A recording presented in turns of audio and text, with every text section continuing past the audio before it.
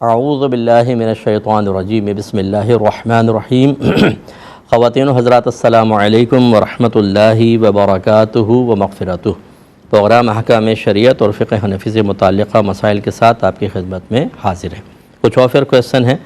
کسی نے پوچھا ہے کہ کیا مرد و عورت آگے پیچھے یا برابر کھڑے ہو کر نماز پڑھ سکتے ہیں کہ نہیں؟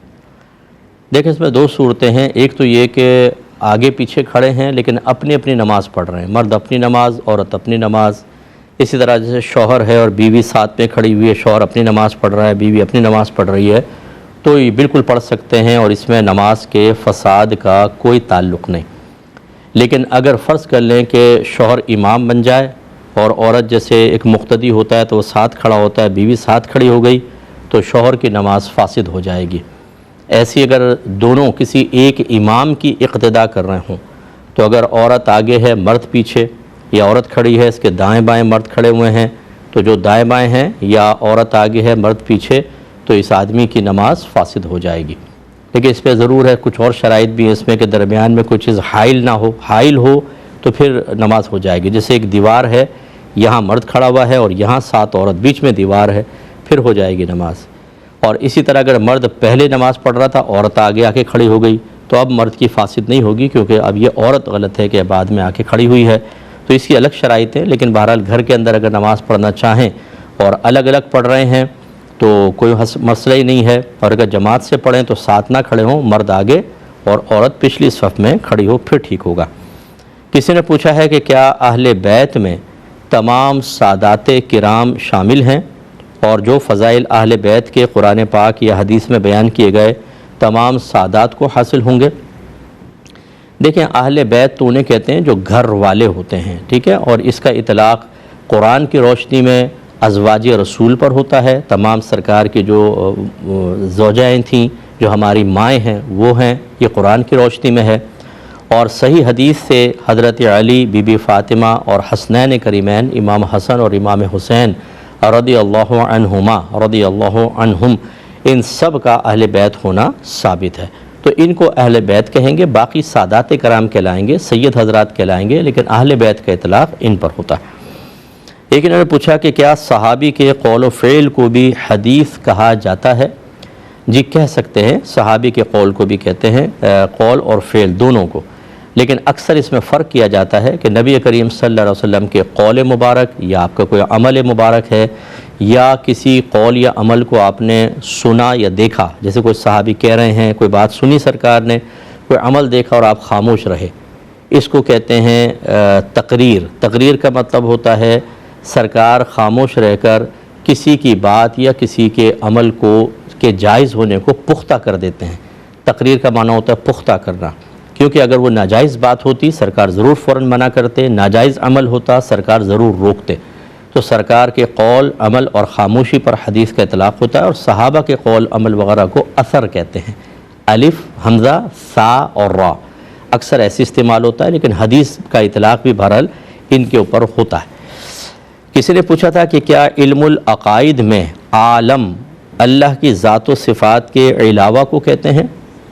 دیکھیں، علم العقائد میں بھی اور اس کے علاوہ ہٹ کر بھی اللہ کے ما سوا کو عالم کہا جاتا ہے۔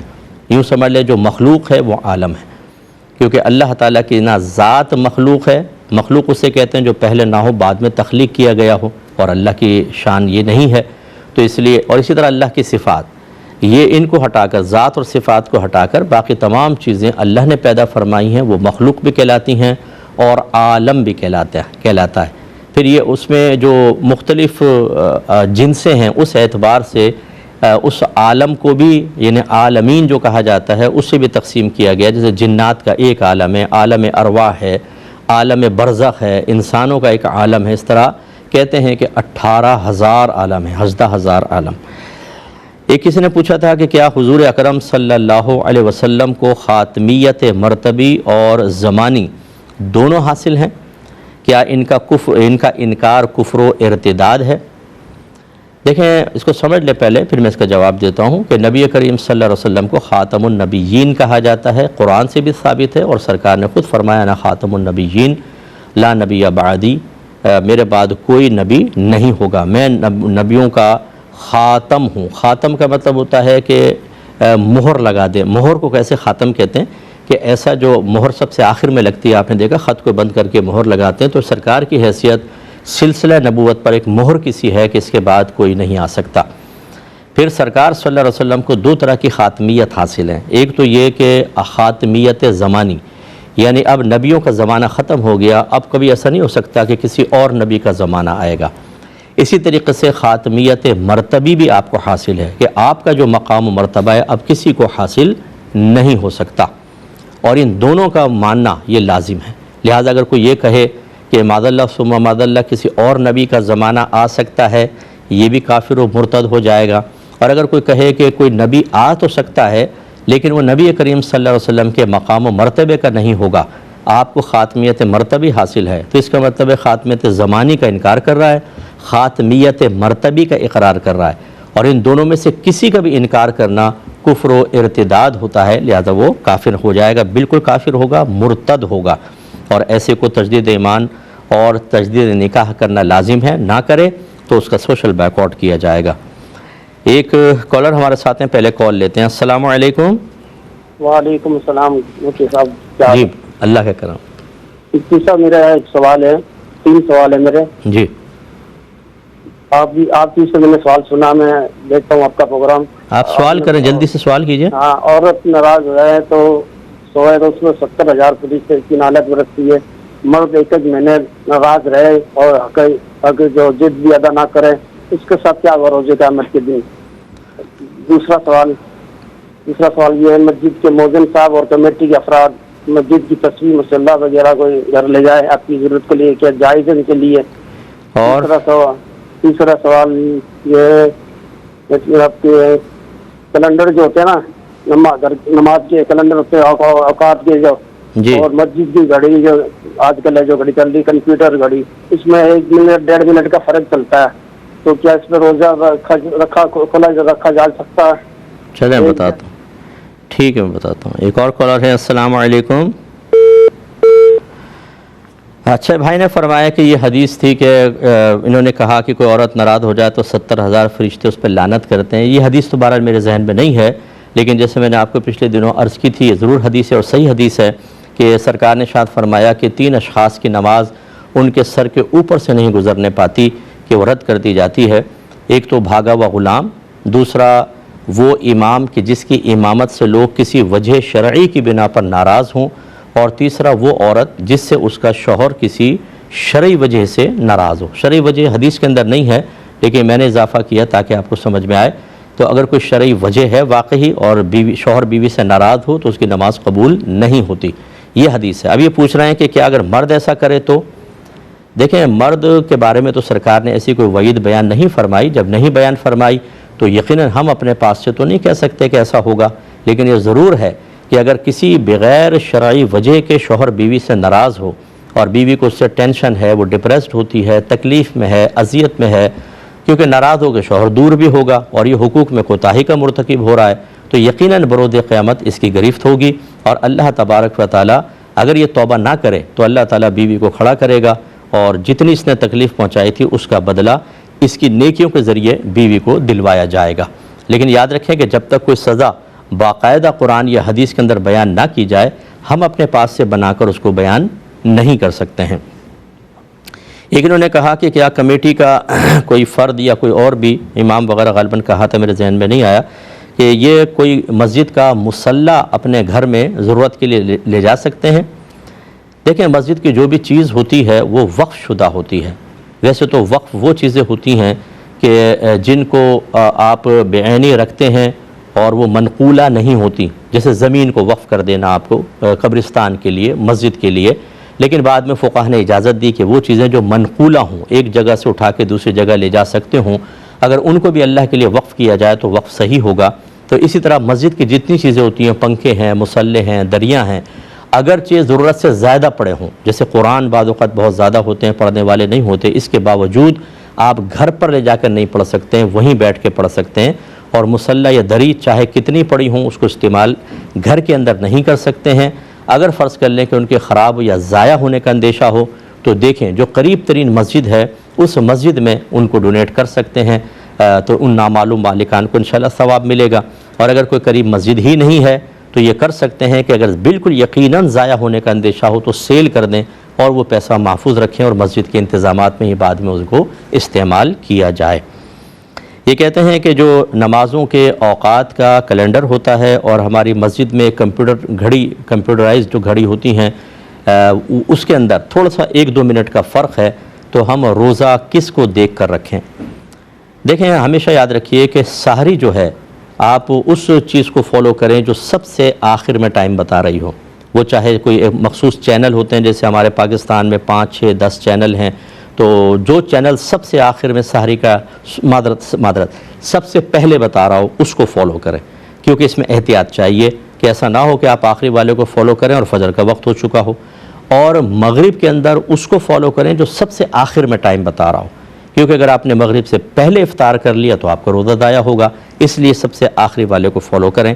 اب آپ فیصلہ کر لیں کہ کیلنڈر میں اگر کوئی ٹائم لکھا ہے سحری آپ کھا رہے ہیں تو کیلنڈر کا ٹائم اور کمپیوٹر کا جو پہلے بند کروا رہا ہو اس کو فالو کریں، اور افطار کے سلسلے میں جو بعد میں ٹائم بتا رہا ہو اس کو فالو کیا جائے، یہی بہتر ہے. ایک بھائی نے کویسچن کیا تھا کہ کیا یہ بات صحیح ہے کہ ایک دن میں پورا قرآن زبانی سنا دینا قابل تعریف کام ہے؟ مطلب دیکھیں، ایک دن میں پورا قرآن میرے خیال میں ایک ٹائم کے اندر تو کوئی پورا قرآن نہیں سنا سکتا، اس میں کئی گھنٹے لگیں گے.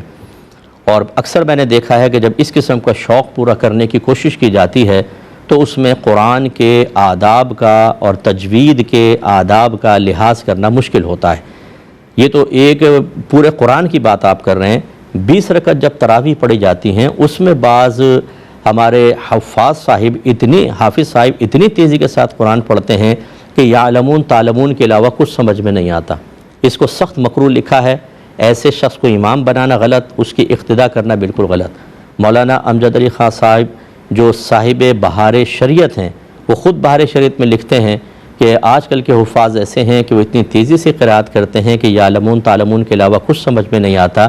انہی مصیبتوں کی وجہ سے فقیر کو کئی سال ہو گئے مسجد میں قرآن پاک سننے کو نہ ملا. یعنی غلط کوئی آدمی کو تقرر ہو گیا تو آپ علیحدہ پڑھ لیا کرتے تھے، کیونکہ ایسی جماعت کے اندر شرکت کرنا ٹھیک نہیں ہوتا. تو جب 20 رکعت تراویح کے اندر ٹائم کلوز ہوتا ہے، جلدی جلدی پڑھنا ہوتا ہے، پڑھنا نہیں چاہیے، صحیح پڑھنے والے ہیں، لیکن وہ میں ان کی سوچ بتا رہا ہوں کہ وہ جلدی جلدی پڑھنا ہے تو وہ چبا جاتے ہیں لفظ کو، تجوید کو پورا خیال نہیں کرتے، تو یہ حرام فرمایا گیا. اور ایسی امامت کو ناجائز، ایسی اقتداء کو ناجائز کہا گیا. تو پورا قرآن ایک دن کے اندر ختم کرنا، سننے والا بھی بیزار ہو جائے گا، پڑھنے والا بھی کوفت کا شکار ہوگا، اور تیز تیز پڑھے گا تو یعلمون تعلمون کے علاوہ کچھ سمجھ میں نہیں آئے گا، لفظ چبرے ہوں گے، عین اور حا بس سن رہا ہوگا. ایسا قرآن پڑھنا بالکل قابل تعریف نہیں بلکہ قابل مذمت ہے. اس لیے ایسی چیزوں کی بالکل ہم مدح تعریف نہیں کریں گے اگرچہ کوئی برا مانے. اب جیسے شبینہ ہوتا ہے، بعض اوقات ایک رات میں پورا قرآن ختم کرواتے ہیں. بعض تو شبینے ایسے ہوتے ہیں کہ کئی راتوں تک چلتے رہتے ہیں، بعض ایک رات میں پورا قرآن. اس کا حشر دیکھیں ذرا آ کے، حافظ صاحب ایسا پڑھ رہے ہوتے ہیں کہ جیسے بہت ہی تیز میں کیا اس کی مثال دوں کہ F-16 جیسے جا رہا ہو. اور پیچھے کھڑے ہونے والے بھی بعض اوقات کوفت کا شکار ہوتے ہیں، وہ ڈائریکٹ پہلے شامل نہیں ہوتے. میں نے بہت سے نوجوانوں کو دیکھا ہے جب امام رکوع میں جاتے ہیں نا تو وہ سائڈ میں پہلے بیٹھے ہوتے ہیں، جب رکوع میں جاتے ہیں جلدی سے آگے تکبیر لگا کے رکوع کر لیتے ہیں. اس طریقے سے معاملات ہو رہے ہوتے ہیں تو یہ بھی بالکل غلط ہوگا. ایک مختصر سا بریک لیں گے، ہمیں یقین ہے آپ ہمارے ساتھ ہی رہیں گے. بسم اللہ الرحمن الرحیم. پہلے کالز لیں گے. السلام علیکم. وعلیکم السلام. جی میرے 2 سوال ہے. جی. پہلا یہ کہ میری دوست ایک شادی شدہ آدمی سے شادی کرنا چاہتی ہے پر اس کی والدہ اور بھائی راضی نہیں ہے. پہلی وجہ یہ ہے کہ اس کی دوسری شادی کی اجازت صرف بیوہ سے ہے اور لوگ اپنی سہولت کے لیے اسے جائز کیا ہوا ہے، اور دوسرا یہ کہ ان کی بیوی کے ساتھ ظلم ہوگا پر ان کی بیوی کو اس سے کوئی اعتراض نہیں ہے. ایک منٹ یہ گھر والے کیا کہہ رہے ہیں لڑکی کے کہ دوسری شادی کرنا کیا ہے؟ دوسری شادی صرف بیوہ سے جائز ہے، باقی لوگوں نے اپنی سہولت کے لیے اسے جائز کیا ہوا ہے. اچھا ٹھیک ہے. اور دوسری بات کیا ہے کہ اس پہ ظلم ہوگا پہلی بیوی پہ؟ جی پہلی بیوی پہ ظلم ہوگا. ٹھیک ہے. اور پہلی بیوی کو کوئی اعتراض نہیں ہے. ٹھیک ہے. اور میری دوست کسی اور سے شادی نہیں کر سکتی، تو کیا حکم ہے اس کا؟ جی میں بتاتا ہوں، دوسرا کویشچن کریں۔ دوسرا یہ کہ اگر کفو میں نکاح ہو جائے، لڑکی کے گھر والے راضی نہیں تھے پر لڑکے کے گھر والے راضی تھے، اب لڑکی والے نکاح ختم کرنا چاہے یا رخصتی نہیں دے، تو لڑکے یا اس کے گھر والوں کی کوئی ذمہ داری بنتی ہے یا لڑکی کی ہی ذمہ داری ہے کہ وہ اپنے گھر والوں کو راضی کرے؟ مطلب غیر کفو میں نکاح کیا تھا؟ نہیں، کفو میں نکاح کیا تھا۔ مطلب لڑکا وغیرہ ذاتی اعتبار سے، کردار وغیرہ کے اعتبار سے بالکل ٹھیک تھا؟ جی جی بالکل ٹھیک ہے۔ ٹھیک ہے، میں عرض کرتا ہوں انشاءاللہ۔ ایک اور کالر ہیں، السلام علیکم۔ وعلیکم السلام۔ مفتی صاحب، میرا سوال یہ ہے کہ جب ہمارے یہاں لڑکے کو نا پہلی دفعہ 10 سال کی عمر میں نا نماز پہ کھڑا کرتے ہیں تو اس سے پہلے 3 دن ڈھولک بجاتے ہیں تو ماں باپ اچھا، کس عمر میں کھڑا کرتے ہیں؟ 10 سال کی عمر میں۔ اچھا، تو ماں باپ کو سمجھائے تو کہتے کیا پتہ اس کی شادی تک ہم زندہ ہوں گے کہ نہیں، تو اس کی خوشی ہم دیکھ لیں۔ اور یہ رسم ہے ایک، تو اس کے بارے میں کیا حکم شرعی؟ تو دوسرا یہ رسم ہوتی ہے کہ جب نکاح ہوتا ہے نا لڑکے لڑکی کا، تو لڑکی کی طرف سے ولی ہوتا ہے، مطلب کوئی اس کا بھائی ہوتا ہے یا کوئی کزن جو اس گھر میں زیادہ آتا جاتا ہو، تو اس خوف سے وہ ان کو نکاح والا بھائی بنا دیتے ہیں کہ اس لڑکے سے پھر عورت مطلب بہو کو نا کوئی خوف ڈر نہیں ہوگا، تو اس کو نکاح والا بھائی بنا دیتے۔ ہر سال اس کو تحفے بھی دیے جاتے ہیں اور بے تکلف مطلب آنا جانا اٹھنا بیٹھنا ہوتا ہے۔ تو اس طرح یہ نکاح والا مطلب جو ولی ہوتا ہے اس کو نکاح والا بھائی بنا سکتے ہیں کہ نہیں؟ ٹھیک ہے، میں عرض کرتا ہوں۔ ایک یہ کویشچن لیتے ہیں، انہوں نے کہا کہ ایک لڑکی کسی شادی شدہ مرد سے نکاح کرنا چاہتی ہے اور اس مرد کی زوجہ کو کوئی اعتراض نہیں ہے۔ لڑکی کے گھر والے کہتے ہیں کہ دوسری شادی صرف بیوہ سے ہو سکتی ہے، باقی لوگوں نے اپنی ضرورت کے لیے اس کو جائز کر لیا ہے۔ تو پہلی بات تو یہ ہے کہ میں بچی کو یہ مشورہ دوں گا کہ اس طرح شادی نہ کی جائے۔ جو پہلے شخص کسی کا، اگرچہ وہ لڑکی جو پہلی بیوی ہے وہ اجازت دے رہی ہے، اب پتہ نہیں کس وجہ سے اجازت دے رہی ہے، کیونکہ سوکن اپنے اوپر سوکن لانے کو بالکل پسند نہیں کرتی، کیونکہ عورت اپنے شوہر سے بہت اٹیچ ہوتی ہے اور کوئی بھی عورت ایسا نہیں چاہے گی کہ اس کا شوہر تقسیم ہو جائے، اس اعتبار سے کہ اس کی محبت، اس کا پیار، اس کا کچھ تحفے تحائف کسی اور کو ملنا شروع ہو جائیں۔ کوئی بہت ہی بڑے دل کی ہو تو الگ بات ہے۔ تو یہ جو دوسری بیوی، یعنی جو لڑکی کہہ رہی ہے کہ پہلی بیوی خود اجازت دے رہی ہے، شوہر نے کہا ہوگا میری بیوی نے اجازت دے دی ہے، کوئی بھی خوشی کے ساتھ اجازت نہیں دے سکتی ہے، تو لہٰذا خواہ آپ کسی کی لائف میں داخل ہوں گی اور اس شخص کی زندگی بھی ڈسٹرب ہوگی۔ شروع میں سب جب نئی چیز حاصل ہو رہی ہوتی ہے تو کلو جدید لذیذ کے تحت کہ ہر جدید چیز لذیذ ہوتی ہے اور بہت اچھی محسوس ہوتی ہے، پہلے شادی ہو جاتی ہے، پھر جب خرچوں کا برڈن پڑتا ہے، جب بچے پیدا ہوتے ہیں، ان کی اسکولنگ کے مسائل ہوتے ہیں، جب وہ سر کے بال کم ہونا شروع ہوتے ہیں، تو پھر چڑچڑاپن، لڑائی جھگڑا، فتنہ فساد، تانا زنی، اور پھر یہ آگے خرابیاں پیدا ہوتی ہیں۔ ایک بات تو یہ مشورہ ہے ہمارا۔ دوسری بات یہ کہ بہرحال اب آ جائیں نفس مسئلہ پر کہ اگر سب راضی ہیں، لڑکی بھی عاقلہ بالغہ ہے، شادی شدہ مرد سے نکاح کرنے میں کوئی حرج نہیں ہے، اور یہ گھر والوں کا ضابطہ بنانا کہ جی دوسری شادی تو صرف بیوہ سے ہی ہوتی ہے، یہ جائز ہے، باقی لوگوں نے اپنی ضرورت کے لیے جائز بنا لیا ہے، یہ شریعت پر افتراء ہے، یعنی جھوٹ گھڑنا ہے۔ یہ میں آپ کو پہلے بتا چکا ہوں کہ جب آپ یہ کہتے ہیں کہ ایسا مسئلہ ہے تو آپ چاہے زبان سے کہیں نہ کہیں، آپ یہ کہہ رہے ہیں کہ اللہ اس کے رسول نے یہ فرمایا، اور اللہ اس کے رسول نے تو کہیں یہ نہیں فرمایا کہ اب بیوہ کے علاوہ مطلقہ سے نکاح نہیں ہوتا، طلاق یافتہ سے، اور اس کے علاوہ بھی ہوتا ہے۔ میرے آقا صلی اللہ علیہ وسلم نے نکاح فرمایا بالکل، اور جیسے سیدہ عائشہ صدیقہ رضی اللہ تعالی عنہا ہیں، آپ کنواری تھیں اور آپ نے بعد میں ہی شادی کی ہے، پہلے بی بی خدیجہ الکبریٰ رضی اللہ تعالی عنہا سے آپ کی شادی تھی، ان کے عقد میں رہتے ہوئے شادی نہیں کی، لیکن سیدہ عائشہ سے اور پھر آگے بہت ساری خواتین سے نکاح کیا۔ تو یہ بہرحال کوئی شرعی ضابطہ قاعدہ نہیں ہے، گھر والے بالکل غلط کہہ رہے ہیں، اور ان کو اس پر اللہ کی بارگاہ میں توبہ کرنی چاہیے۔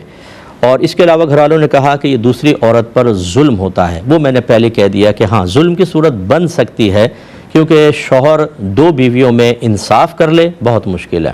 یہ لڑکی ہی اس شوہر سے جو، کیونکہ انڈرسٹینڈنگ تو چل رہی ہوگی، باتیں چل رہی ہوں گی، کافی آگے تک پہنچ چکے ہوں گے، تبھی بس یہ شادی کی بات پہنچتی ہے، اس سے پہلے پتہ نہیں کیا کچھ ہو چکا ہوتا ہے۔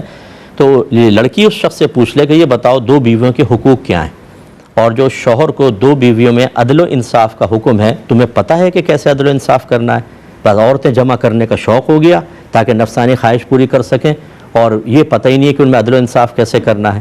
میرے آقا صلی اللہ علیہ وسلم نے ارشاد فرمایا کہ جو ایک بیوی کی طرف زیادہ مائل ہو اور دوسری کو معلقہ چھوڑ دے، یعنی اس کا حق بھی ادا صحیح طرح نہیں کرتا، دیگر معاملات، وہ بروز قیامت اس طرح آئے گا کہ اس کی ایک جانب فالج زدہ ہوگی۔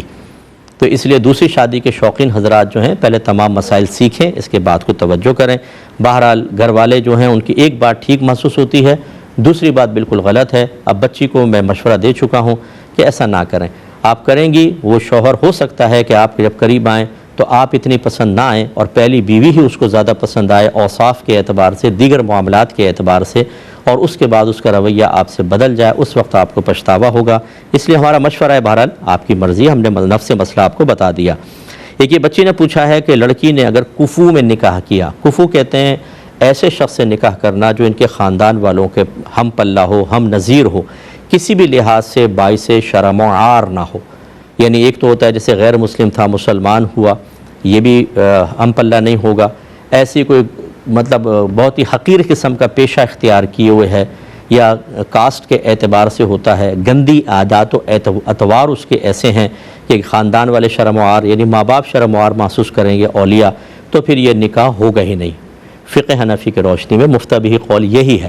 لیکن اگر ایک عاقلہ بالغہ لڑکی دو گواہوں کی موجودگی میں کفو کے ساتھ نکاح کرتی ہے، ہم پلہ کے ساتھ، تو فقہ حنفی کی روشنی میں نکاح بالکل درست ہو جائے گا۔ میں ترغیب نہیں دے رہا ہوں، بچیوں کو میں منع کرتا ہوں، آگے سر پکڑ کے رونے کی باری آتی ہے ایسے خفیہ نکاحوں کے اندر، لیکن بہرحال اس نے کر لیا ہے تو یہ نکاح بالکل ویلڈ ہے اور گھر والوں کو اس کو توڑنے کا اختیار حاصل نہیں ہے، تو ایسا نہیں کر سکتے۔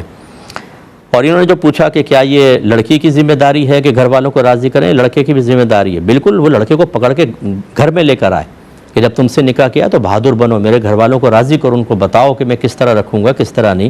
خود نکاح کر کے چپکے سے اپنے نفسانی خواہش پوری کر کے بھاگ گیا اور اب تم بھگتتی رہو اپنے گھر والوں کو۔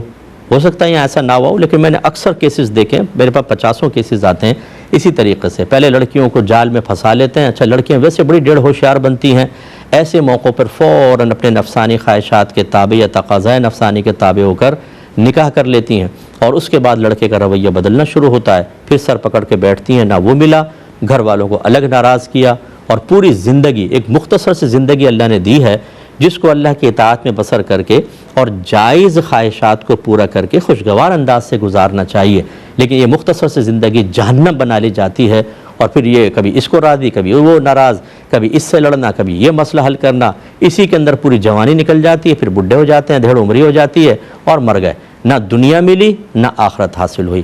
تو یہ اس طرح کی بیوقوفیاں ہمارے ہاں بہت زیادہ ہو رہی ہیں، اور اس کا بڑا سبب فلمیں ہیں اور ڈرامے ہیں جن کے اندر زندگی کا مقصد یہ دکھایا جاتا ہے کہ لڑکا لڑکی کو حاصل کر لے اور لڑکی لڑکے کو حاصل کر لے، دنیا بھاڑ میں جائے، دنیا میں کیا کچھ ہو رہا ہے، کیا اونچ نیچ ہو رہی ہے، انہیں اپنے نفسانی خواہشوں میں لگے پڑیں کہ یہ منزل حاصل ہو جائے، گویا کہ پتہ نہیں کیا، اگر یہ منزل حاصل ہو گئی تو جنت بھی مل جائے گی، جہنم بھی دور ہو گیا، لاکھوں کروڑوں روپوں کی آمد شروع ہو جائے گی، زمین سے پیٹرول نکل آئے گا، پتہ نہیں کیا کچھ حاصل ہوگا۔ اس طرح کی چیزیں دکھا کر یہ بچوں کے ذہن خراب ہوتے ہیں، وہ اس کے اثرات کو قبول کرتے ہیں اور یہ نتائج سامنے آ رہے ہوتے ہیں۔ اور جو ڈرامے میں یا فلم کے اندر نتیجہ دکھایا ہوتا ہے وہ خود ساختہ ہوتا ہے، وہ رائٹر کے ہاتھ میں ہوتا ہے، وہ ڈائریکٹر کے ہاتھ میں ہوتا ہے مشاورت سے، اور یہ جو دنیاوی معاملات ہیں یہ کوئی کہانی نہیں ہوتی ہے، یہ حقیقت ہوتی ہے، اور اس تلخ حقیقت کا سامنا کرنا بہت مشکل ہوتا ہے۔ یہ کہتے ہیں کہ ہمارے یہاں کسی جگہ پر جب بچہ پہلی بار نماز کے لیے کھڑا ہوتا ہے اور یہ 10ویں سال میں کرتے ہیں تو پہلے یا شاید بعد میں کہہ رہی ہیں 3 دن تک ڈھول بجاتے ہیں، اور جب کہتے ہیں کیوں تو کہتے ہیں اس لیے کہ ہو سکتا ہے ہم اس وقت تک زندہ نہ رہے کہ بچے کی شادی تو ابھی ڈھول بجا لیں۔ آپ اندازہ کریں کس قدر بیہودہ بات ہے۔ اگر یہ ڈھول بجانے اس وجہ سے تھا کہ پتہ نہیں ہم زندہ رہ نہ رہے تو یہ نماز کے ساتھ کیوں مقید ہوا، ویسے بجا لیتے ڈھول 3 دن 4 دن ڈھول کے بھی ہم پہلے بجا رہے ہیں، پتہ نہیں زندہ رہے نہ رہے، نماز کے ساتھ خاص کرنے کی کیا ضرورت تھی؟ یہ بالکل حرام اور گناہ کبیرہ اور شیطانی رسم ہے اور بدعت ہے۔ بالکل نماز ایک عبادت ہے، اور عبادت کے اندر آپ اس طرح کی خرافات کو شامل کریں اور 3 دن تک اس کو کرتے رہیں ڈھول ڈھمکا، بالکل غلط ہے۔ اور اس طرح نماز کو نمایاں کرنا، دکھاوا کہ بھی ہمارا بچہ نماز پڑھ رہا ہے، 10 سال میں نماز شروع کر دی ہے تو سب کو سنانا کہ یہ نماز شروع کر دی، بچہ بھی فخر کرے گا، اور دیگر جو پھر خاندان کے بچے ہوں گے وہ بھی کہیں گے جب ہم بھی نماز پڑھیں گے ہمارے بھی ڈھول بجیں گے، تو پھر اللہ کے لیے کہاں رہا؟ یہ تو مخلوق کے لیے ہو گیا۔ ابھی سے ہی بچوں کو آپ ریاکاری کا عادی بنا دیں کہ بیٹا دنیا میں ہی اپنے نیک اعمال کو کیش کر لو جیسے کہ ہم تمہیں کروا رہے ہیں، بالکل غلط ہے، اس کو ختم کرنا چاہیے، پیار محبت سے سمجھائیں، ہو سکتا ہے ہمارا کلپ سنائیں، کیونکہ جو یاد رکھیں کل بدعت دلالہ وکل دلالۃ فی النار، ہر بدعت گمراہی ہے، ہر گمراہی جہنم میں لے جانے والی، اور یہ بدعت ہے بہت بڑی، اور یہ جو گھر کے بڑے ہیں میں بار بار یہ کہتا ہوں اس رسم کو آپ ختم کریں، نہیں کریں گے آپ چھوڑ کے چلے گئے، جب تک یہ رسم ہوتی رہے گی آپ کے نام اعمال میں گناہ لکھا جائے گا، اگر اللہ نے ناراض ہوا اور عذاب قبر اسٹارٹ ہو گیا تو ہر اس رسم کے اوپر جب ادا کی جائے گی آپ کو عذاب قبر ہوگا، میدان محشر کی ذلت اور رسوائی علیحدہ، اور اگر اللہ ناراض ہوا تو جہنم میں داخلہ، تو اس لیے ان چیزوں کو چھوڑ دیں، ایسا ہرگز نہ کریں۔ ایک مختصر سا بریک لیں گے، ہمیں یقین ہے آپ ہمارے ساتھ ہی رہیں گے۔ بسم اللہ الرحمن الرحیم۔ یہ خاتون نے کویسچن کیا تھا جو تیزی سے بیان ہوا لیکن جو مفہوم تھا وہ میرے ذہن میں ہے کہ دولہا کا کوئی ایک دوست و یا کوئی بھی رشتہ دار ہوتا ہے اس کو اس کا ولی بنا دیا جاتا ہے، اور اس میں تصور یہ ہے کہ وہ اب اس کے بہت ہی قریب کا کہلائے گا اور گھر میں آزادانہ آتا جاتا رہے گا، اور وہ اس لیے بنا دیا جاتا ہے تاکہ دلہن کو اس سے کوئی خوف وغیرہ محسوس نہ ہو اور وہ آتا جاتا رہے گا۔ اب حکم شرع کیا ہوگا؟ دیکھیں اچھی طرح یاد رکھیں کہ جو محرم ہے وہ قیامت تک محرم ہے، جو نامحرم ہے وہ نامحرم ہے، یعنی جس کو قرار دے دیا گیا ہے۔ بعض ایسے ہوتے ہیں جو پہلے نامحرم ہوتے ہیں پھر محرم ہو جاتے ہیں، جیسے زوجہ کی بہن پہلے شوہر کے لیے نامحرم ہے لیکن بیوی کا انتقال ہو گیا پھر وہ اس سے نکاح کر سکتا ہے اور وہ پھر حرم کے اندر داخل ہو جاتی ہے، وہ ایک الگ چیز ہے۔ لیکن میں عرض کر رہا ہوں کہ جو رشتے شریعت نے محرم قرار دیے ہیں وہ محرم ہی رہیں گے، نامحرم رہیں گے۔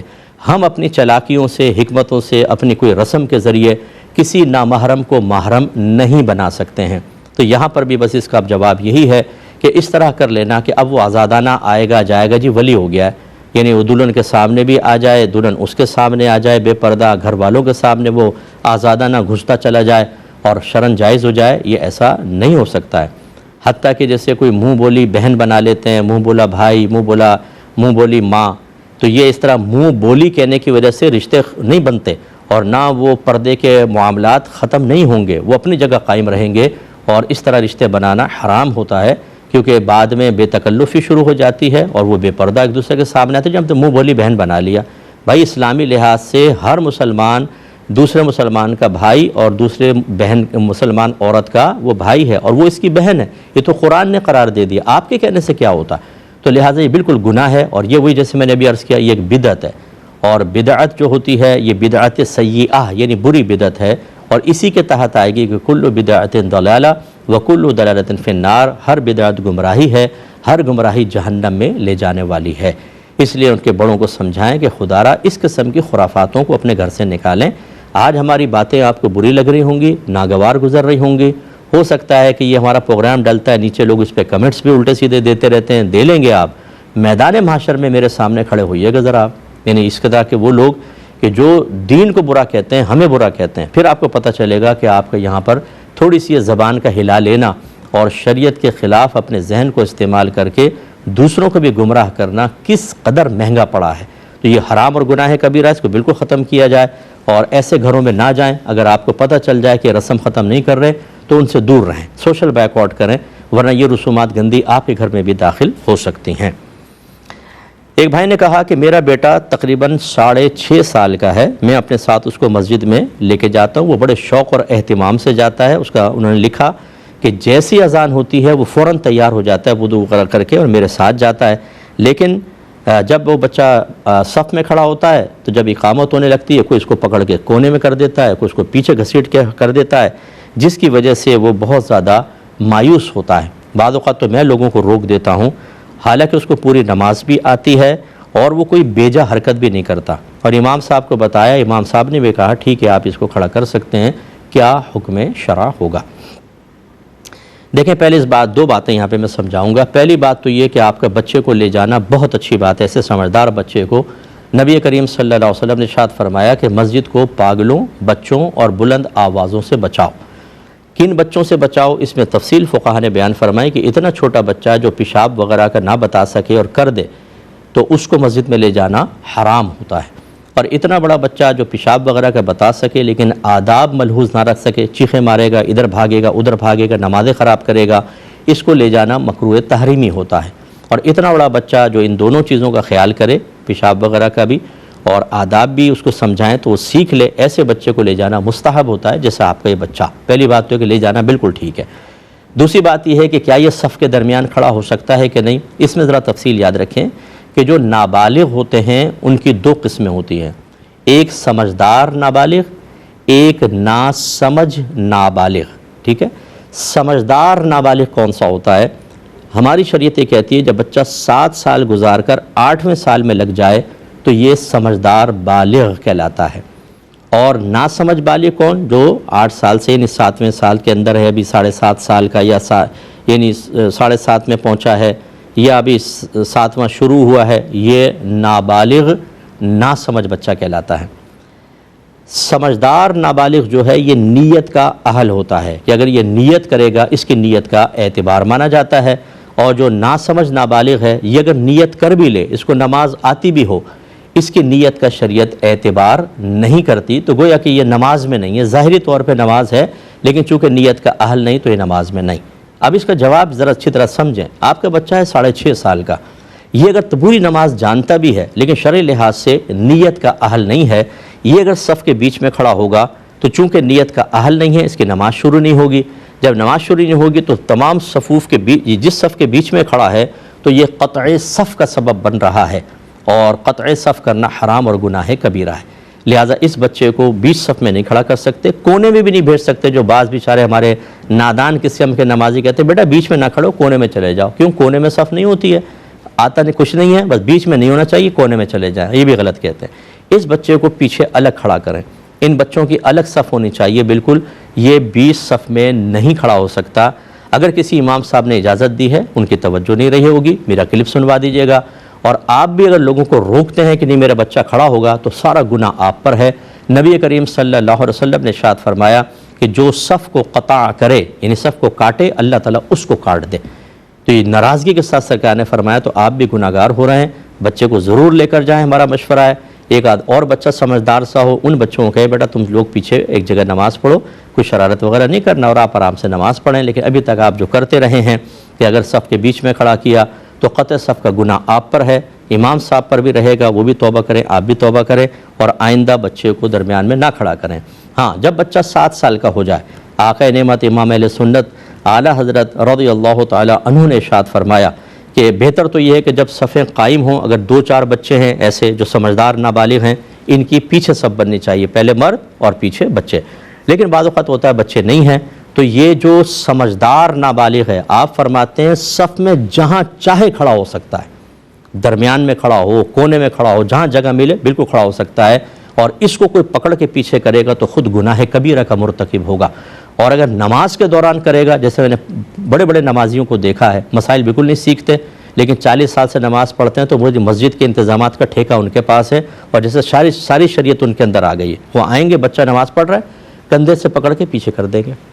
یہ حرام ہے، یہ تو شیطانی کام ہے، نماز کے اندر مداخلت کرنا، اور آپ نے شیطانی کام کیا ہے۔ اب یہ بھی اگر آپ سنائیں گے نا ہم پہ برس پڑیں گے، شریعت خود نہیں جانتے، شریعت کے خلاف خود عمل کر رہے ہیں، اپنے عمل سے آنے والے بچوں کو ایک خلاف شرع بات سکھا رہے ہیں، اس کی تعلیم دے رہے ہیں، قابل گرفت ہمیں جو صحیح بات سمجھائیں۔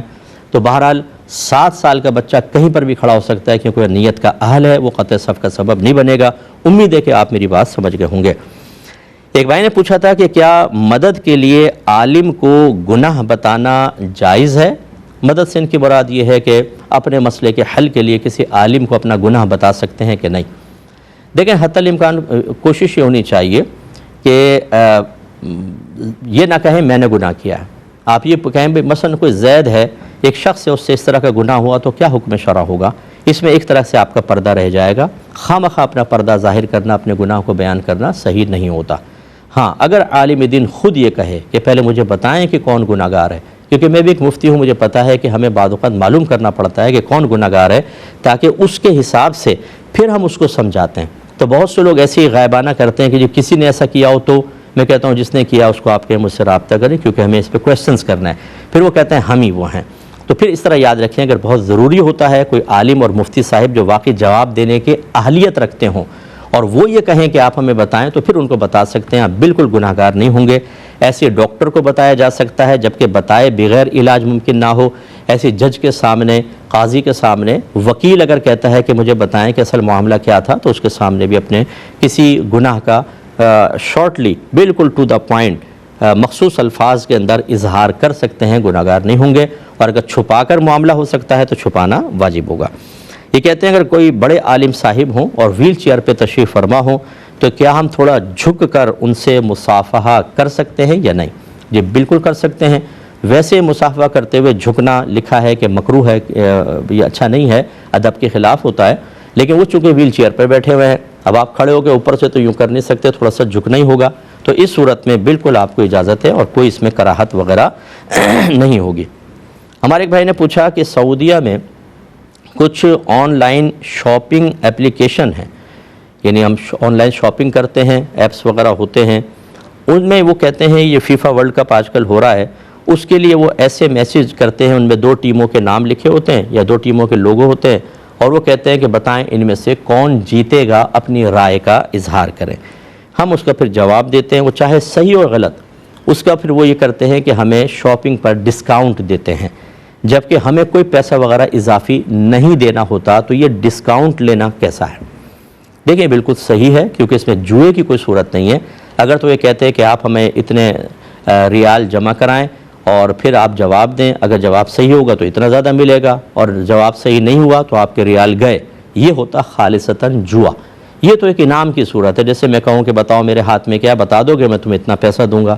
ون سائیڈڈ میں بات کر رہا ہوں، آپ بتائیں گے تو وہ مل گیا، نہیں بتایا تو آپ کا کچھ بھی نہیں جا رہا، یہ جوا نہیں ہوتا ہے اور یہ بالکل جائز ہوتا ہے، تو لہٰذا اس سے ڈسکاؤنٹ کا فائدہ حاصل کرنا جائز ہے۔ ایک بچی کہتی ہے کہ کمپنی کے HR نے میں گئی تھی انٹرویو کے لیے، تو انہوں نے ٹیسٹ پاس کروایا اور جیسے تیسے بس کروا دیا، مجھے پتہ نہیں کہ میں اس کی اہل تھی کہ نہیں، انٹرویو کی اور جاب دے دی، اور ان کا کہنا یہ تھا کہ HR نے جگاڑ لگا کر دلوائی ہے، میرے ٹیسٹ کا اس میں کوئی رول نہیں ہے، اگر یہ ٹیسٹ لیا تھا مجھ سے لیکن کوئی رول نہیں ہے، اب میں گھر سے کام کرتی ہوں، گھر پہ کام کرواتے ہیں اور سیلری دیتے ہیں، تو کیا حکم شرع ہوگا؟ دیکھیں اگر تو آپ اس کام کی اہل ہیں، واقعی اس کام کی اہل ہیں، اور آپ کا غالب گمان یہ ہے کہ HR جو ہے اس کو اختیار دیا تھا کمپنی نے کہ وہ اس طریقے سے کسی کا ٹیسٹ پاس کر کے اس کو گھر پہ جاب دے سکتا ہے اور کمپنی سے سیلری دلوا سکتا ہے، تو پھر تو بالکل ٹھیک ہے۔ لیکن اگر آپ کو خدا نخواستہ یہ محسوس ہو کہ اس کی نیت میں فطور یا بگاڑ تھا اور اس نے اپنے ذاتی مقاصد حل کرنے کے لیے آپ کو یہ سہولت فراہم کی ہے اور بعد میں اس سے ناجائز فائدہ اٹھائے گا، تو ایسی جاب کرنا بالکل جائز نہیں ہے، آپ اس کو چھوڑ دیں تو یہ بیسٹ ہے، یا پھر اس کو کہیں کہ اس کا باقاعدہ مجھے ایک لیٹر جاری کریں کہ آپ کے واقعی میں آپ کی امپلائی ہوں کمپنی کی، تو پھر آپ اس کو کریں۔ اب چونکہ وقت ختم ہو رہا ہے، انشاءاللہ نیکسٹ ویک اگر زندگی رہی تو آپ سے ملاقات ہوگی۔ اپنا بہت خیال رکھیں، اور ہماری دعا ہے کہ اللہ تبارک و تعالی دنیا کے ساتھ ساتھ آخرت کے بارے میں بھی دن کے کچھ حصے میں سنجیدگی سے سوچنے کی توفیق عطا فرمائے، آمین۔ وآخر دعوانا ان الحمدللہ رب العالمین۔